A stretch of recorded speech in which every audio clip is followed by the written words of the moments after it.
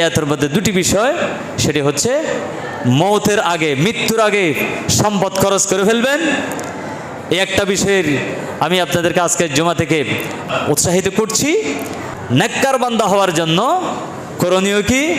সম্পদ জমার মাধ্যমে নেককার হওয়া যাবে না, সম্পদ খরচ করার মাধ্যমে নেককার বান্দা হওয়া যাবে। এদিকে খেয়াল রাখবেন, আওলাদ টাকা পয়সা দুনিয়া যেন আল্লাহর স্মরণ থেকে আমাদেরকে গাফেল করতে না পারে, সেদিকে অবশ্যই খেয়াল রাখতে হবে। আল্লাহ পাক আমাদেরকে সতর্ক করেছেন।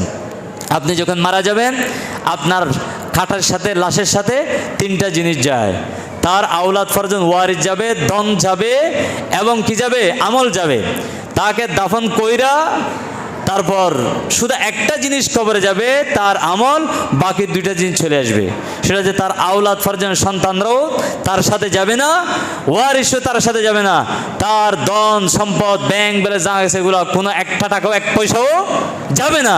সেই জন্য আল্লাহ পাক বলছেন, নেককার বন্ধ হয়ে যাও, মৃত্যুর আগে তাড়াতাড়ি সম্পদগুলো আল্লাহ রাস্তার মধ্যে খেয়ে করে ফেলো, বিয়ে করে ফেলো। আল্লাহ পাক আমাদেরকে তৌফিক দিন বলে আমিন।